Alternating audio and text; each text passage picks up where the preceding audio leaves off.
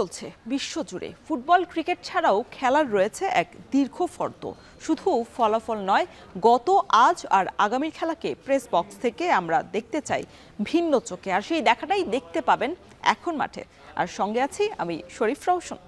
শুরুতেই দেখে নেব এক নজরে ক্রীড়াঙ্গনের সব গুরুত্বপূর্ণ খবরাখবর। বৃহস্পতিবার দিনভর নাটকের পর অবশেষে স্বস্তির খবর বিপিএল ভক্তদের জন্য। রাতে বিসিবি এবং ক্রিকেটারদের রুদ্ধশ্বাস বৈঠকের পর আজ থেকে আবারও মাঠে গড়াচ্ছে বিপিএল। সূচি পরিবর্তনে একদিন করে ম্যাচ পেছালেও দ্বিতীয় কোয়ালিফায়ার এবং ফাইনাল খেলা থাকছে পূর্ব ঘোষিত দিনেই। এদিকে বিপিএল এর ম্যাচ দেখতে টিকিট কাটা দর্শকরা চাইলেই ফেরত পাবেন টাকা।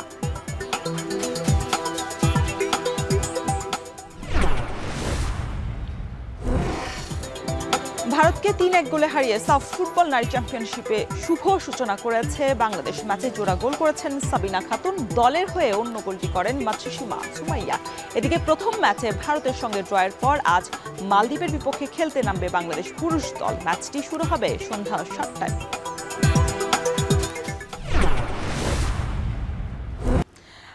চলমান ক্রিকেটে যে অস্থিরতা চলছে, এটা আসলে শেষটা কোথায়? বিশ্বকাপে কি বাংলাদেশ শেষ পর্যন্ত খেলতে পারবে কিনা, বা ঘরের মাঠে যে বিপিএল এ যে অস্থিরতা শুরু হয়েছে সেটার সবকিছু নিয়ে আজকে আমাদের সাথে আলোচনার জন্য স্টুডিওতে উপস্থিত হয়েছেন ক্রীড়া বিশ্লেষক ফয়সাল তিতুমির। আপনাকে স্বাগত জানাচ্ছি। ধন্যবাদ। গতকাল দিনভর নাটকীয়তা চলেছে একদম সকাল থেকে শুরু করে, এবং শুধু গতকাল না, এর আগে থেকে এই রেসটা ছিল যে একজন বিসিবির পরিচালক, তিনি ক্রীড়া মানে যারা ক্রিকেটার ছিলেন সাবেক বর্তমান, তাদেরকে নিয়ে নানা বিতর্কিত তারা তথ্য দিয়েছেন বা আলোচনা করেছেন, যার রেস ধরে আসলে আমরা দেখেছি যে কালকে দিনভর তারা বয়কটের একটা ঘোষণা দিয়েছে এবং বয়কটও করেছে। কালকে ম্যাচটা গড়ায়নি বিপিএল এর। এই যে দিনভর নাটকীয়তা শেষে আমরা দেখলাম যে শেষ পর্যন্ত রাতের বেলায় তারা আবারও সেই মাঠে ফিরছে আজকে। এই নাটকীয়তা আসলে ক্রিকেটের অস্থিরতা যেটা ছিল বিশ্বকাপের, সেটা আরো বাড়িয়ে দিল কিনা? সেটা তো বটেই। মানে আমাদের বিশ্বকাপ, মানে মুস্তাফিজের আইপিএল এর প্রসঙ্গ থেকে এখন পর্যন্ত কোনো কিছুই ভালো কিছু হচ্ছে না দেশের ক্রিকেটে। এখন ধরুন কালকে আপনি বললেন দিনভর নাটকীয়তা এবং মধ্যরাতে এসে একটা সিদ্ধান্ত আমরা পেলাম, কিন্তু এখন ধরেন কি হয়, একটা কাঁচ যখন ভেঙে যায় সেটাকে আপনি জোড়া লাগান, দাগটা থেকে যায়। সো বাংলাদেশ ক্রিকেট এখন আসলে দাগটা নিয়ে এগোতে হবে। আজকে বিপিএল এর খেলা আর কিছুক্ষণ পরে শুরু হবে। আমি এখনও জানি না ঠিক কী পরিমাণ দর্শক আজকে যাবে, কারণ কালকে সোশ্যাল মিডিয়ায় যে রিয়াকশান দেখছিলাম মানুষের, খুব অদ্ভুতভাবে ক্রিকেটারদের ঠিক এই আচরণটা তারা পছন্দ করছিলেন না। বরং অনেকেই বলছিলেন নাজমুল যা বলেছেন ঠিকই বলেছেন। এখন ওটা আরেকটা বিতর্ক, কারণ তিনি হয়তো যেটা বলেছেন সেটা তার বলার রাইটস আছে কিনা, এর মধ্যে তিনি সেটা শাস্তি ফেস করছেন। কিন্তু ক্রিকেটাররা ধরুন দিনভর যেটা করলো সেটা আসলে অনেকগুলো আরও নতুন করে প্রশ্নের জন্ম দিয়েছে।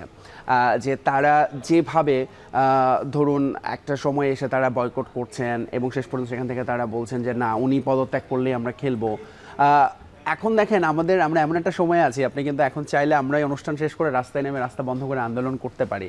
প্রায়শই এটা হচ্ছে। ক্রিকেটাররাও যদি সেই পথে হাঁটেন যে আমরা খেলবো না, যেখানে এমনিতেও আমাদের খেলা হচ্ছে না, বিশ্বকাপ অনিশ্চিত এবং আমাদের ফার্স্ট ডিভিশন ক্রিকেট যেটা খুবই ইম্পর্ট্যান্ট একটা ক্রিকেট, 8টা দল সেখান থেকে খেললো না। এই নির্বাচন, আচ্ছা বিপিএলেরও আগে, আইপিএলের আগে, মুস্তাফিজ আইপিএল আগে আমাদের গত বিসিবির ইলেকশন থেকেই আসলে জটিলতাটা চলছে, যেটা আসলে আমি মনে করি সেটার রেশ এখনও চলমান। ফলে এই সময়টায় আমি যদি যুব ক্রীড়া উপদেষ্টার একটা কথা বলি, যে আসলে এখন আমাদের দরকার খুবই ঐক্য, একসাথে থাকা। কারণ আমরা যদি গ্রেটার ইন্টারেস্ট দেখি বিশ্বকাপ খেলা, সেটার জন্য আমরা আসলে যখন নিজেদের মধ্যে নিজের ঘরে যখন এরকম আগুন লাগবে, তখন আসলে মেসেজটা ভালো যায় না ক্রিকেট বিশ্বের কাছে। ফলে সব মিলে যেটা এগেইন মানে ভালো কিছু আসলে আমি এখন পর্যন্ত দেখছি না বাংলাদেশ ক্রিকেটে ঘটছে গত কয়েকদিনের ঘটনা প্রবাহে। ক্রিকেটাররা তো এর আগেও এইভাবে আসলে তারা আন্দোলন নেমেছে। সাকিব আল হাসান বিশেষ করে যখন ছিলেন, দীর্ঘ বছর আগে এরকম একটা আন্দোলন দেখেছে বাংলাদেশ ক্রিকেট সমর্থকরা। তবে এই যে এখন যে বিপর্যয় অবস্থায় রয়েছে বাংলাদেশ ক্রিকেট দলটা, বিশ্বকাপ নিয়ে ইস্যুতে অলরেডি তারা একটা মানে দ্বিধাদ্বন্দ্বে রয়েছে। এই বিপিএল এর এই আলোচনা বা একজন নাজমুল ইসলামের একজন বিতর্কিত মন্তব্যের জের ধরে তাদের কি মানে এই ফাইটটা অন্যরকম ভাবে হতে পারতো কিনা, যে তারা বিপিএল এ ম্যাচ নামতেন তবে বয়কট এরকম কিছু লিখে বা অভিনব পন্থায় কি আসলে এভাবে করা যেত কিনা? মানে কি অনেকভাবেই হতে পারতো, কিন্তু এখন কি হতে পারতো না সেটা হচ্ছে বড় কথা। হচ্ছে একটা দিন বিপিএল এ খেলা হয়নি, যেটা বিপিএল ইতিহাসে কখনো হয়নি। যে নানান ঘটনা ঘটেছে বাংলাদেশ প্রিমিয়ার লিগে, কিন্তু ক্রিকেটাররা এরকম বয়কট করে আন্দোলন করে দিনের 2টো ম্যাচ, এবং আপনি দেখেন দর্শকরা গিয়েছেন মাঠে খেলা দেখতে, কেউ কিছু জানে না। বিসিবির সভাপতি, আমরা সেই ছবিটা বেশ আমরা সবাই দেখেছি, মাঠের মাঝখানে দাঁড়িয়ে আছেন ফোন হাতে, মানে no one's know what is happening. এবং এইটা হচ্ছে সবচেয়ে বড় মুশকিল। এখন ধরেন যে এই খেলাটার সঙ্গে একটা স্টেক হোল্ডার কিন্তু অনেকে, দর্শক একটা স্টেক হোল্ডার। যদিও কালকে ক্রিকেটাররা এটা বলার চেষ্টা করেছেন যে তারা সরকার থেকে কোনো টাকা নেন না, দর্শকরা এরকম বলে প্রায় আমরা আপনাদেরকে টাকা দিই, এই কথাটা সত্যি না।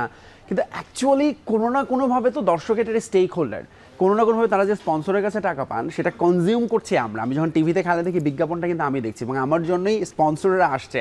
ফলে এটার আসলে এটা একটা সাইকেল এবং এখানে টিকিট আসলে থেকে আসা ব্যাপক অ্যামাউন্টও কিন্তু আসলে আমাদের পকেট থেকেই কাটছে অবভিয়াসলি। এবং আইসিসিও ধরেন টাকাটা দেয় কেন? কারণ বাংলাদেশে দেখছে যে তারা একটা ভালো মার্কেট আছে, এখানে একটা দর্শক জনপ্রিয়তা আছে খেলাটা, সেটার জন্য সব কিছু মিলে চিন্তা করলে ধরুন এখন যে অবস্থাটা হচ্ছে, উনি একটা বলছেন, কোয়াব এটা বলছে, বিসিবি আরেকটা বলছে, এই বলা বলিতে নিজেদের মধ্যে ভুল বোঝাবুঝিটা আরও বাড়ছে। এবং এখন ধরুন সোশ্যাল মিডিয়ায় আমরা আরও অনেক রকম কথাবার্তা দেখছি, দর্শকরা আরেকটা মেসেজ দিচ্ছে।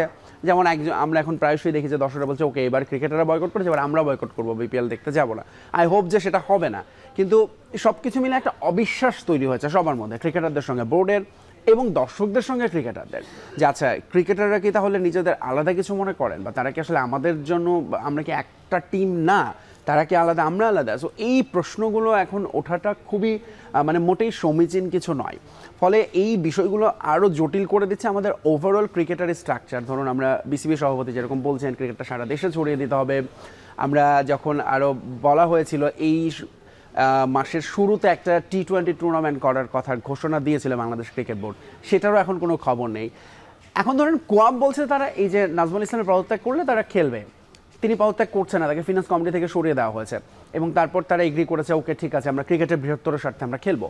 কিন্তু ধরেন বাংলাদেশ ক্রিকেটে আপনি যেটা ঘটনার কথা বললেন তখন কিন্তু এরকম খেলা বন্ধ করা হয়নি। হ্যাঁ, ক্রিকেটাররা আন্দোলন করেছেন, দাবি দাওয়া নিয়ে গিয়েছেন, বেশ আমরা তখন সেটা কাভার করেছি, ফলো করেছি, কিন্তু এখন তারা খেলা বন্ধ করে দিয়েছেন। অথচ দেখেন যখন ফার্স্ট ডিভিশনে খেলা বন্ধ হয়ে গেল কিংবা বাংলাদেশের ক্রিকেটে আরও এরকম ঘটনা ঘটেছে, এই ডিরেক্টর ধরুন একটা কথা বলেছে ক্রিকেটারদেরকে, অবশ্যই অসম্মানজনক কথা, কিন্তু ক্রিকেটারদের নিয়ে ধরুন আরও অনেক রকম ঘটনা ঘটেছে বাংলাদেশের ক্রিকেটে, কিন্তু কখনো কি কোয়াবকে এত শক্ত অবস্থানে যেতে দেখা যায়নি। ফলে এই প্রশ্নগুলো উঠছে যে তাদের আসলে ইন্টারেস্টটা আসলে ঠিক কোথায়, কোন জায়গাটা, তারা কতটা ক্রিকেটারদের, সব ক্রিকেটারদের জন্যই কি তারা একভাবে দেখেন, নাকি তারা এখানেও ডিসক্রিমিনেশন আছে ক্রিকেটারদের মধ্যে। ফলে এই বিষয়গুলো আমার মনে হয় খুব পরিষ্কার হওয়া জরুরি যখন আপনি মাঠের খেলা ভালো হবে এবং বাংলাদেশ পারফরমেন্স ভালো করবে, এবং সেটার জন্য বাংলাদেশ ক্রিকেট বোর্ড যখন তারা এই বিষয়গুলো এনশিওর করবে। ফলে এটা আসলে কাউকে ছেড়ে কেউ এগোতে পারবে না, সবাই মিলেই এটা আমার মনে হয় আপনার আমাদের প্রত্যেকের এটা একটা রেসপন্সিবিলিটি আছে ওভারঅল বাংলাদেশের ক্রিকেটটা নিয়ে। নিশ্চয়ই সবার আসলে রেসপন্সিবিলিটি জায়গার যদি আসলে পূরণটা করতে পারতে তাহলে আসলে এই যে একটা মানে অসন্তোষ বা যেই জায়গাটা সেটাই আসলে তৈরি হতো না। আপনি বলছিলেন যে আমিনুল ইসলাম বুলবুল বিসিবির সভাপতি মাঠের মধ্যে কালকে একা দাঁড়িয়ে আছে এবং এটা সোশ্যাল মিডিয়া একদমই ভাইরাল। তবে প্রশ্ন হচ্ছে তার কি আসলে সেই জায়গায় দাঁড়িয়ে থাকার কথা ছিল কিনা, সে যদি আরো একটু শক্ত অবস্থানে যেত, বা যখন বিসিবি এই পরিচালক তো আসলে কাল থেকে বা পরশুদিন থেকে শুরু হয়নি কথা বলা, এর আগে থেকে তামিমকে নিয়ে বিতর্কিত মন্তব্য জেদ ধরে আসলে শুরু হয়েছে, তখনই যদি আসলে রেসটা বা দড়িটা টেনে ধরতেন তাহলে কি এই পরিস্থিতি আজকে আমরা দেখতাম?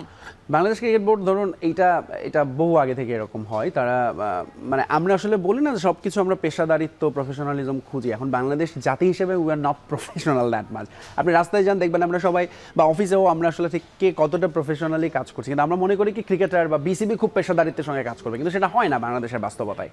ফলে কি হয়েছে, নাজমুল ইসলাম যখন ওই কমেন্টসটা করলেন, বিসিবি খুব সুন্দর করে প্রেস রিলিজ দিয়ে দিল, এটা তার পার্সোনাল কমেন্টস, কিন্তু এটা কি কোনোদিন হতে পারে? তিনি একজন 25 জন ডিরেক্টরের একজন, এবং তিনি যখন একটা কথা বলবেন সেটা অবভিয়াসলি বাংলাদেশ ক্রিকেট বোর্ডকে রিপ্রেজেন্ট করে। যখন তিনি ক্রিকেটার ইস্যুতে কথা বলছেন, তিনি কিন্তু তার পার্সোনাল, তার নিজের কোনো পরিবার নিয়ে কথা বলছেন না, তিনি তার একজন ক্রিকেটার নিয়ে কথা বলছেন, এবং অবভিয়াসলি বাংলাদেশ ক্রিকেট বোর্ডের দায়িত্বশীল একটা পদে থেকে ফিনান্স কমিটির যিনি চেয়ারম্যান, আবার হচ্ছে বিসিবির একজন ডিরেক্টর, তিনি যখন একটা কথা বললেন এবং সেটা নিয়ে এত আলোচনা হলো, তারপর বিসিবি একটা প্রেস রিলিজ দিচ্ছে যে না এটা তার পার্সোনাল কমেন্টস, এটা বিসিবির কমেন্টস না। অলরাইট, বিসিবির কমেন্টস না, এটা তার পার্সোনাল কমেন্টস, কিন্তু বিসিবি কি মনে করছে যে এই কমেন্টসের জন্য তাকে একটু জবাবদিহিতার আওতায় আনা উচিত, যে why did you say that? এবং সেই কথাটাও তারা প্রেস রিলিজে মেনশন করতে পারতো। আমরা এটার জন্য নাজমুল ইসলামকে আমরা জিজ্ঞাসাবাদ করছি, বা তিনি কেন এটা লিখেছেন এটা আমরা জানার চেষ্টা করবো, এবং তিনি যাতে এরকম না করেন, এই কাজটা বিসিবি করেনি। বরং ওই যে আমি বললাম নির্বাচন থেকে আমাদের এখানে আসলে লেটস সে পলিটিক্স শব্দটা এখন ব্যবহার করতে হবে, যে সব কিছু আসলে বাইরেও আমার মনে হয় যে এখানে অনেকগুলো পক্ষ হয়ে গেছে আমরা এখন দেখি। ফলে রাজনীতিটাকে অনেকেই প্রায়োরিটি দিচ্ছেন এই জায়গাটায়, ক্রিকেটের ইন্টারেস্টের বাইরেও আছে, এখানে পলিটিক্যালি কীভাবে গেইন হওয়ার সুযোগ আছে সেই চেষ্টাটা আছে। যেহেতু আছে আমি ওকে পছন্দ করি না, সো তার মানে ও যদি একটা খারাপ কাজও করে আমি সেটা শাস্তি দেবো না, বা কাউকে যদি আমি পছন্দ করি সে খারাপ কাজ করলে আমি তাকে শাস্তি দিচ্ছি না। এখন এই জিনিসগুলো আসলে প্রবলেমটা তৈরি করছে। আপনি যখন উপরে থাকবেন তখন আসলে আপনি কতটা নিউট্রালি কাজ করতে পারছেন সেটা আসলে সবচেয়ে বড় কথা। একজন দর্শক অনেক রকম কথা বলতে পারে, কিন্তু একজন বিসিবি ডিরেক্টর কি এরকম কথা বলতে পারেন? ধরুন হ্যাঁ, একজন দর্শক এটা বলতেই পারেন, হ্যাঁ ক্রিকেটারদের তো ওদের খেলা বন্ধ করে দাও, ওদের কাছে টাকা নাও, কিন্তু একজন ডিরেক্টর যখন এই কথা বলেন, একটা দায়িত্বে থাকা, ওই জায়গাটা আসলে বলা উচিত না। তিতুমির ভাই কথা বলছিলেন যে আপনি যে যদি 48 ঘন্টার নোটিশটা অনেক আগে দেওয়া হতো তাহলে আসলে আজ এই পরিস্থিতি হতো না, এবং কালকে কিন্তু কোয়াবের পক্ষ থেকে বলা হয়েছিল যে সে যেন প্রকাশ্যে এসে ক্ষমা চান। তবে বিসিবি ডিরেক্টররা যারা ছিলেন মিটিংয়ে সেখানে বলা হয়েছিল যে তাকে রিচ করা সম্ভব হচ্ছিল না। খুবই মানে আমার কাছে মনে হয় হাস্যকর একটা একজন বিসিবির পরিচালক তাকে কেন রিচ করতে পারবে না বিসিবির অন্য ডিরেক্টররা? এটার পিছনে কি কোনো যুক্তি আছে নাকি শুধু পরিস্থিতিকে ঠান্ডা করার জন্য? তাকে আসলে আড়ালে রাখার জন্য, তাকে সামনে আনতে চায়নি বাংলাদেশ ক্রিকেট বোর্ড, চাইনি এই মুহূর্তে তাকে সামনে আনলে হ্যাঁ পরিস্থিতি একটু ঠান্ডা হয়ে যায়, নাহলে আরো হয়তো অন্যদের রকম হতে পারতো। ফলে তাকে আসলে এখন ওইটাই মনে হচ্ছে সহজ ব্যাখ্যা, তাকে সঙ্গে যোগাযোগ করা যাচ্ছে না। এখন এই যুগে এটা তো খুবই অসম্ভব একটা কথা না, বাংলাদেশ ক্রিকেট বোর্ডের একটা ডিরেক্টরের সঙ্গে যোগাযোগ করা যাচ্ছে না। বরং এইখানেও তাদের ট্রান্সপারেন্ট হওয়া দরকার ছিল। তার সঙ্গে কথা বলেছি, তিনি এটা বলেছেন, তার ভুল বুঝতে পেরেছেন, দ্যাটস ইট। কিন্তু তারা এই জিনিসটাকে আরো ডিলে করছেন, এবং এইটার পয়েন্টও কিন্তু কালকে কোয়াবের পক্ষ থেকে বলা হয়েছে। আপনি দেখেন জাহানারার ইস্যুতে যখন ব্যাপক তোলপাড় হলো, যদিও তখন আসলে আমরা কোয়াবের কাছ থেকে এরকম শক্ত অবস্থান দেখতে পারলে খুশি হতাম, সেটা আমরা দেখিনি। কিন্তু কোয়াবের সভাপতি মিঠুন কালকে যেটা বলেছেন, জাহানার ওই ঘটনার পর একদম নড়েচড়ে বসলো সবাই, বাংলাদেশ ক্রিকেট বোর্ড তদন্ত কমিটি করলো, আমরা এই 14 দিনের মধ্যে রিপোর্ট দেবো। সেটার রিপোর্টের কিন্তু ডিলে হচ্ছে, কয়েক দফা টাইম পেছানো হয়েছে। অবভিয়াসলি সেটার পেছনে রিজন আছে, কিন্তু সেটাও একটা অবিশ্বাস তৈরি করছে। এই যে 48 ঘন্টা সময় দিয়েছে, যেটা আগামীকাল শেষ হয়ে যাবে, তারপরে আসলে হবে কি হবে না এটার ব্যাপারে কোনো কিছু, সেটা নিয়েও অবিশ্বাস তৈরি হয়েছে ক্রিকেটারদের। তারা এখন আর বিশ্বাস করে না বাংলাদেশ ক্রিকেট বোর্ডকে, কারণ বাংলাদেশ ক্রিকেট বোর্ডে এক্সাম্পলগুলো সেট করতে পারেনি। ফলে এটা দায়িত্ব আসলে তাদেরকে নিতে হবে অবভিয়াসলি বাংলাদেশ ক্রিকেট বোর্ডকে। তিতুমির ভাই, এরপরে আরো অনেক আলোচনা আছে আসলে ক্রিকেটটাকে নিয়ে, মানে বিস্তর আলোচনা করা রয়েছে। তিতুমির ভাই, কথা বলছিলাম যে এই যে একজন পরিচালকের বক্তব্যে পুরো বাংলাদেশ আসলে ক্রিকেটে যেভাবে কাঁপিয়ে দিয়েছে, সেটা আসলে আমাদের কাছেও আসলে খুব মানে অস্বস্তির একজন। নিশ্চয়ই ক্রিকেটাররা যারা খেলতে পারেনি, কারণ কালকে তো কোয়াব যেভাবে মিটিংটা ডেকেছিল বা সংবাদ সম্মেলন, সেখানে তো সব ক্রিকেটাররা নিশ্চয়ই ছিলেন না, দেশের বাইরের ক্রিকেটারও ছিলেন। একটা বার্তা গেছে ইন্টারন্যাশনালি, সেই বার্তাটা আসলে খুব মানে ইতিবাচক প্রভাব পড়ার, মানে যেটা বলা হচ্ছিল যে বিশ্বকাপে এমনি আমরা একটা অস্থিরতা নিয়ে রয়েছি, অন্য যে সংবাদ মাধ্যমগুলো আমাদের বিপক্ষে আছে বা ভারতের পক্ষে যেভাবে নিউজ করছে, তারা তো আসলে আমাদের বিরূপ মন্তব্যই আসলে তাদের নিউজগুলোতে দেখা গেছে। নাজমুল ইসলামকে সরিয়ে কি আমাদের সেই স্বস্তিটা ফেরানোর সম্ভাবনা আছে কিনা, এবং নাজমুল ইসলামকে সরানোর কি প্রক্রিয়া আছে? কারণ বিসিবি পরিচালক তো হঠাৎ করে আসলে চাইলেই সরানো সম্ভব না, সেক্ষেত্রে আবার নতুন করে কোনো জটিলতা বাধার সম্ভাবনা দেখছেন কিনা? এই মুহূর্তে হচ্ছে তাকে আসলে অবভিয়াসলি ওইটা ছাড়ার অপশন ছিল না। বাংলাদেশ ক্রিকেট বোর্ড আমার মনে হয় খুবই টেকনিক্যালি যেটা করা সম্ভব ছিল তাদের গ্রিপের মধ্যে, ওই ইমিডিয়েট ইফেক্টে তাকে ফিনান্স কমিটিতে যে দায়িত্ব ছিল সেখান থেকে সরিয়ে দিয়েছে। এখন পরিচালকের পদ থেকে তাকে যে সরানোটা ইজ নট ইজি, এটা আমরা জানি। প্রথমত হচ্ছে গঠনতন্ত্রে কি আছে, গঠনতন্ত্র আছে আপনার একজন পরিচালককে তখনই সরাতে পারবেন যখন সে আইদার শৃঙ্খলাজনিত কোনো কারণ থাকবে, অথবা মানসিক ভারসাম্যহীন হবেন, অথবা ধরুন তিনি এক্সপায়ার করেছেন। এখন নাজমুল ইসলামের ক্ষেত্রে আসলে কোনোটাই এখনো পর্যন্ত মনে করছে না বাংলাদেশ ক্রিকেট বোর্ড, একবার কিন্তু বলেনি যে তিনি শৃঙ্খলা পরিপন্থী কোনো কাজ করেছেন। বরং জিনিসটা এখন আছে তাকে যে শোকজের জবাব দিতে বলা হয়েছে, সেটা জবাব যদি তিনি না দেন তখন কি হবে? তখন আসলে জিনিসটা ডিসিপ্লিনারি কমিটিতে যাবে। বাংলাদেশ ক্রিকেট বোর্ডের একটা ডিসিপ্লিনারি কমিটি আছে, এবং ওই কমিটি তখন সিদ্ধান্ত নেবে তার সঙ্গে আসলে ঠিক কী করণীয়, এবং সেটা হতে পারে তাকে দায়িত্ব থেকে অব্যাহতি, সেটা সুপারিশ বাংলাদেশ ক্রিকেট বোর্ডের কাছে করতে পারে ডিসিপ্লিনারি কমিটি, এবং তারপর বাংলাদেশ ক্রিকেট বোর্ডের সবাই আসলে জিনিসটা তখন পাস হতে হবে বা বলতে হবে, ঘোষণা আসতে হবে যাচ্ছে তাকে রাখা যাচ্ছে না। So that's the way. কিন্তু সেইটাও কি আসলে সমাধান? এবং সেটা যদি হয় তখন তো আসলে ধরুন এরপরে তখন ক্রিকেটাররা, আমি জানি না, মানে এটা আসলে অনেককে হয়তো উৎসাহিত করতে পারে ব্যক্তিগত কোনো ইয়ে থেকে, আচ্ছা আমার মনে হচ্ছে ওকে পছন্দ না, ওকে আমার সরিয়ে দিতে হবে। যেটা এখন বর্তমানে আপনি বলছিলেন যে আমরা মাঠে নামতে পারি। একজন ডিরেক্টরকে কারণ দর্শানোর নোটিশের ঘটনাও আমার জানা নেই, এটাই প্রথমবারের মতো। ফলে এটাই অলরেডি একটা নতুন ঘটনা, এবং সেই সাথে তাকে এর মধ্যে ফিনান্স কমিটি থেকে সরানো হয়েছে এবং তাকে সরালেই যে সমস্যার সমাধান হবে আমি তা মনে করি না, কারণ বাংলাদেশ ক্রিকেট বোর্ডে এইটা আসলে একটা ছোট্ট ঘটনা এবং এটা একটা ঘটনা একটা মানে কি বলে বিচ্ছিন্ন ঘটনা হিসেবে দেখার কোনো সুযোগ নেই। আমি বারবারই বলছি সেই ইলেকশনের সময় থেকে আসলে বাংলাদেশ ক্রিকেটে যে একটা মানে নিজেদের ঘরে আগুন লাগার যে ব্যাপারটা শুরু হয়েছে সেটা আসলে এখনও চলমান এবং সেটা কিন্তু সবখানে প্রভাব পড়ছে আমাদের ঘরোয়া ক্রিকেটে। বাংলাদেশ ক্রিকেট আমরা জানি একসময় ধরুন ফারুক ভাই এবং আমিনুল ইসলাম বুলবুলকে মুখোমুখি দাঁড় করিয়ে দেওয়া হয়েছে, তামিম ইকবালকে মুখোমুখি দাঁড় করিয়ে দেওয়া হয়েছে, কোনোটাই কিন্তু পুরোপুরি মিটে যায়নি। হ্যাঁ, তারা এখন একসঙ্গে কাজ করছেন, মুখে তারা বলছেন যে আমরা চাই সবাই মিলেমিশে কাজ করতে, কিন্তু অ্যাকচুয়ালি এই চাওয়াটা কতটা অনেস্টি নিয়ে চাওয়া সেই প্রশ্নগুলো থেকে যাচ্ছে। ফলে এই সমাধানটা আসলে খুব জটিল এখন পর্যন্ত মনে হচ্ছে।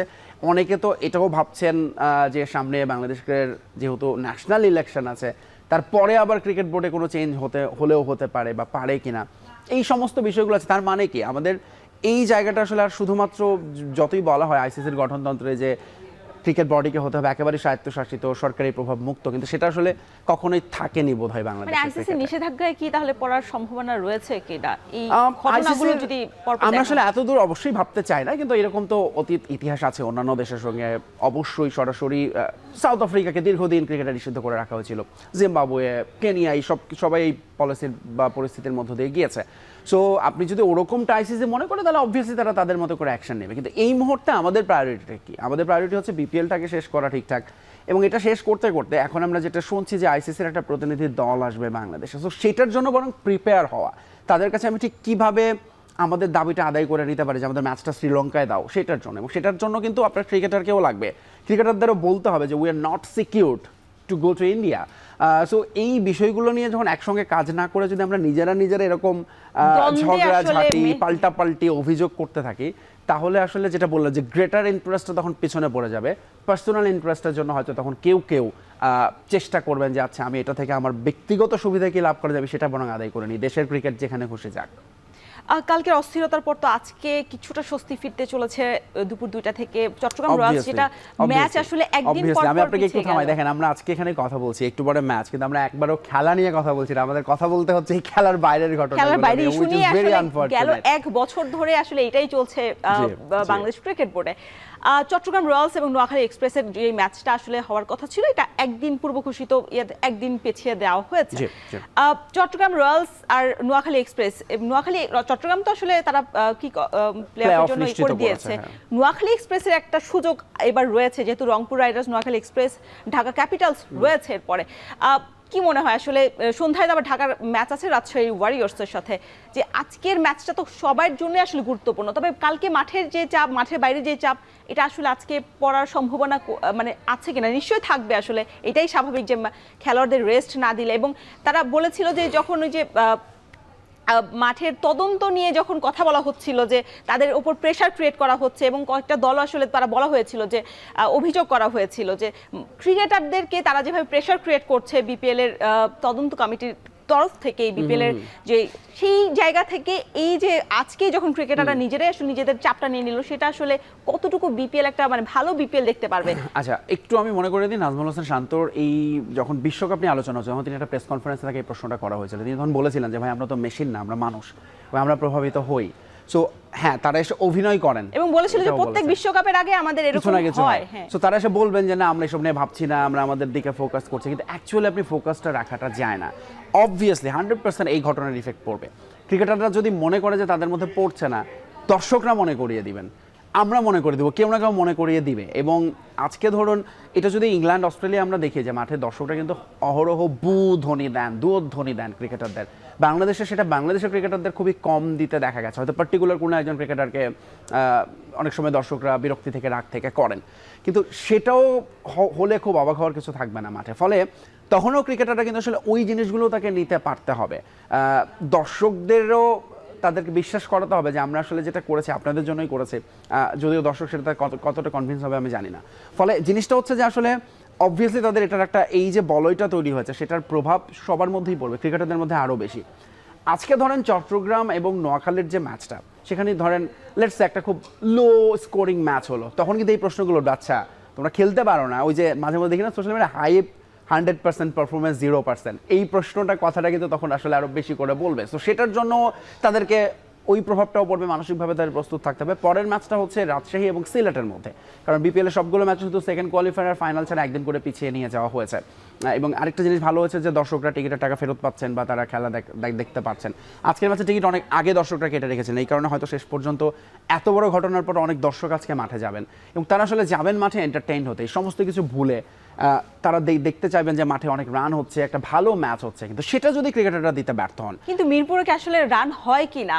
তিতুমির ভাই, অনেক কথার পর এবার সিলেট থেকে ঢাকায় ফিরেছে, তবে ঢাকায় যেভাবে শুরু হওয়ার কথা ছিল সেটা নিশ্চয়ই হয়নি, দর্শকদের সেভাবে আসলে উত্তেজনা দেওয়া সম্ভব হয়নি। তবে আজ থেকে কি সেই উন্মাদনাটা দেওয়া সম্ভব হবে কি না? কারণ আমরা দেখে থাকি বিগত সময়ে মিরপুরে খুব বেশি রান হয় না, বিপিএল এর মাঠ জটিলতা। এবার আমিনুল ইসলাম বুলবুল ভাই আসার পর কি সেই মাঠের যে সমস্যাটা, যে পিচের যে সমস্যা, যেভাবে রান হওয়ার কথা, টি-20 মানেই তো আসলে 4 ছক্কার ধুমধারাক্কা বলা হয়, আইপিএল আমরা দেখে থাকি, এটা কি আর হওয়া সম্ভব কি না?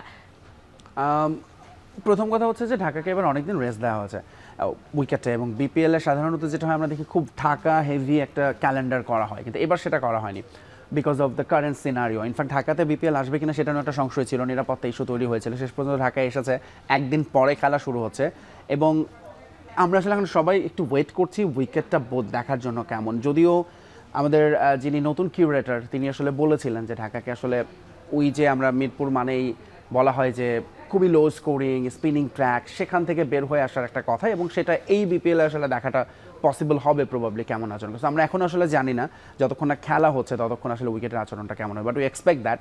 কিন্তু আপনি যে কথাটা বললেন, অবভিয়াসলি আমি শুরুতেই বলেছিলাম একটা কাজ ভেঙে গেলে জোড়া দিলে দাগ থেকে যায়, ঠিক একইভাবে ধরুন দর্শকরাও আসলে এই খেলাটার সঙ্গে এখন কতটা রিলেট হবেন যখন তাদের বারবারই মনে হবে এত কিছু ঘটছে, সেখানে আসলে শুধু পিওর ক্রিকেটে মনোযোগ দেওয়াটা সবার জন্যই আসলে ডিফিকাল্ট। এবং সে কারণেই ধরুন আজকের ম্যাচে একটা খুব ভালো ম্যাচ হওয়া খুব খুব জরুরি। অবশ্যই এটা চট্টগ্রাম এবং নোয়াখালীর মধ্যে খেলা আছে, আজকে এর পরের ম্যাচটাও আছে, এবং দর্শক যারা গিয়েছেন শুক্রবার ছুটির দিন তারা আসলে খেলা দেখতে গিয়েছেন, বাকি সব কিছু ভুলে আমাদের সবার জীবনে এত প্রবলেম, এত আমরা ঝামেলায় থাকি, দুঃখ কষ্টে থাকি, তার মধ্যে ক্রিকেটটা থেকে আমরা প্রায়শই একটু রিলিফ খোঁজার চেষ্টা করি। সেখানেও যখন এরকম বিষয় বিতর্ক তৈরি হয় তখন আসলে আমাদের বিনোদনের জায়গাটা আরও কমে আসে। একটু প্লে অফের যে কারা কারা আসলে নিশ্চিত করতে পারে, কারণ বলা হচ্ছিল যে রংপুর রাইডার্স পরপর আসলে ভালো ম্যাচগুলো প্রথম দিকে খেলে আসলে তারা শেষ দিকে আসলে কিভাবে যেন হুমড়ি খেয়ে পড়ে। আমরা দেখতে পাচ্ছি যে পয়েন্ট টেবিলে রাজশাহী ওয়ারিয়র্স আছে পয়েন্ট টেবিলে একেবারে শীর্ষে আছে, 8টা ম্যাচ খেলে ফেলেছে, পয়েন্ট 12 এবং নেট রান রেট 0.367 আছে। চট্টগ্রাম রয়্যালসও তারা শীর্ষে ছিল, তবে তারা পেছনে পড়ে গেছে। রাজশাহীর 7টা ম্যাচ খেলেছে, জয় 5টা, পরাজয় 2টো, এবং পয়েন্ট টেবিল আছে তারা 10-এ এবং পয়েন্ট 898 আছে। সিলেট টাইটান্সও আছে, আমি দেখছি যে সিলেট টাইটান্স 9টা ম্যাচ খেলে ফেলেছে এবং তাদের পয়েন্ট 10। রংপুর রাইডার্স যাদের কথা বলা হচ্ছিল যে 8টা ম্যাচ খেলে ফেলেছে, 8 পয়েন্ট, আর জয় হচ্ছে 4টা, হারও 4টা, পয়েন্ট 0.176। তবে ঢাকা ক্যাপিটালস এবং নোয়াখালী এক্সপ্রেসের থেকে তারা একটু ভালো আছে, প্লাস পয়েন্টে আছে নেট রানের ক্ষেত্রে। সেই জায়গায় 3টা দলের সুযোগ আছে প্লে অফ 4 এর জায়গা নিশ্চিত করা। খুবই কাগজে কলমে সূক্ষ্ম সুযোগ। ঢাকা ক্যাপিটালস এবং নোয়াখালী এক্সপ্রেস মানে তারা আসলে টুর্নামেন্ট থেকে আউটই হয়ে গিয়েছে, এটা বলা যায়। আমরা স্পষ্টই দেখতে পাচ্ছি পার্থক্যটা, আসলে এই 4টা দলেই উপরে 4টা দলে প্লে অফ খেলবে। ঢাকা এবং নোয়াখালীর যে সম্ভাবনাটা আছে খুবই কাগজে কলমে, এবং সেটা আজকের ম্যাচের পর একেবারেই শেষ হয়ে যাবে।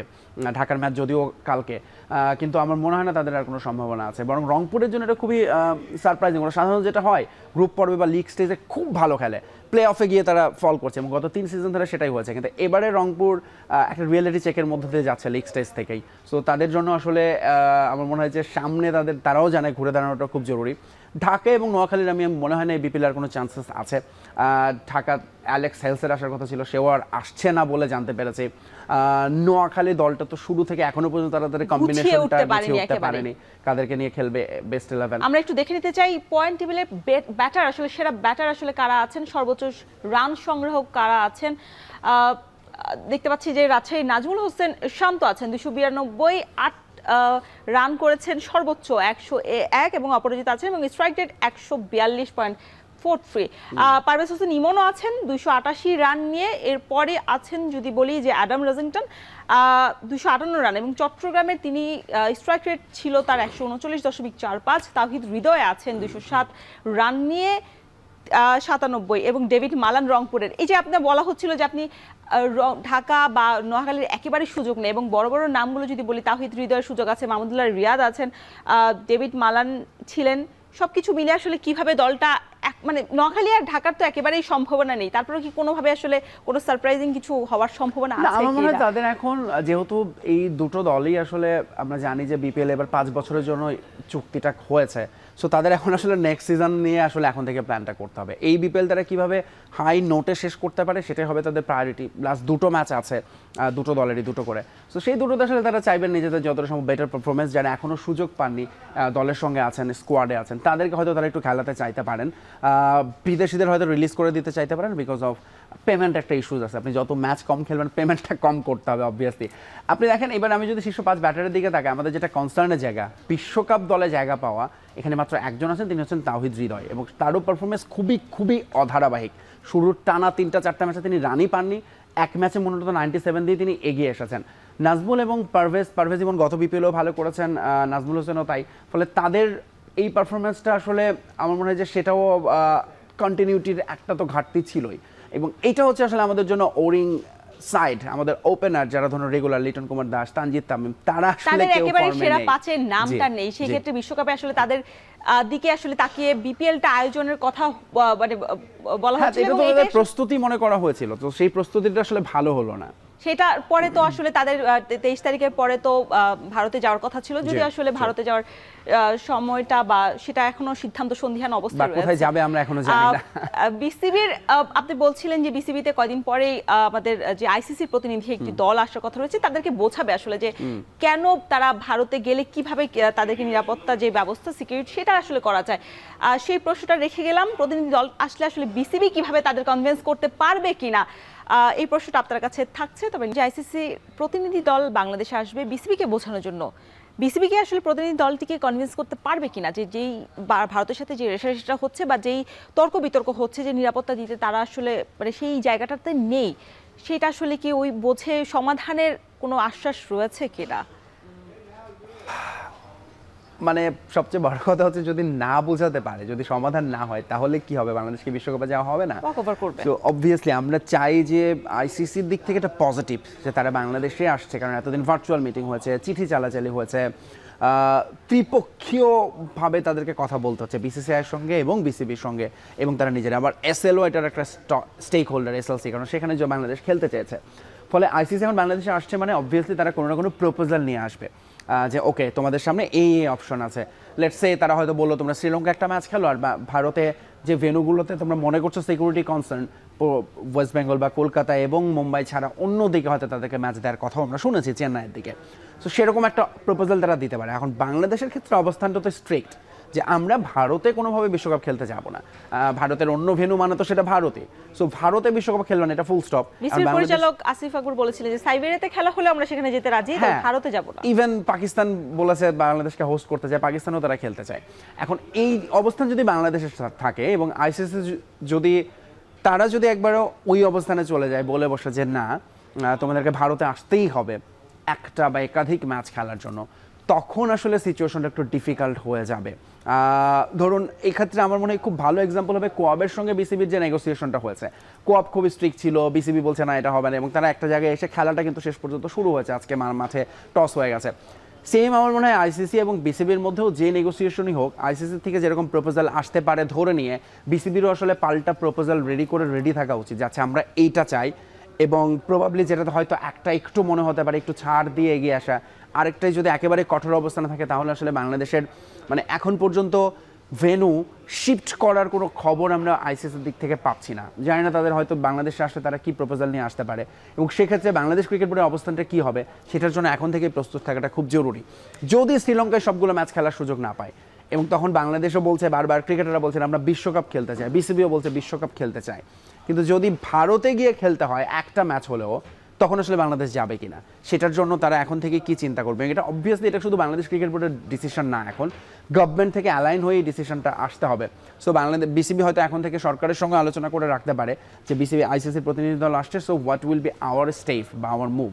সো এখন আসলে অবভিয়াসলি গভর্নমেন্টের যে গাইডলাইন্স থাকবে সেটার সঙ্গে অ্যালাইন হয়ে বাংলাদেশ ক্রিকেট বোর্ডের ওই ডিসিশনটা নিয়ে বা প্রপোজালটা নিয়ে আইসিসির সঙ্গে বসতে হবে। তিতুমির ভাই, শুধু কি মুসলিম ক্রিকেটারদেরকে ভারত টার্গেট করছে কিনা? আমরা দেখেছি যে মুস্তাফিজের পরে কিন্তু ভিসা জটিলতায় ইংল্যান্ড পড়েছে, কানাডা পড়েছে, আরো অনেকগুলো দেশ কিন্তু তারা পড়েছে, এবং এর মধ্যে তারা কিন্তু তাদের দল গুছিয়ে স্কোয়াডও কিন্তু ঘোষণা দিয়ে দিয়েছে। এখন শুধু প্রস্তুতি ম্যাচের অপেক্ষা।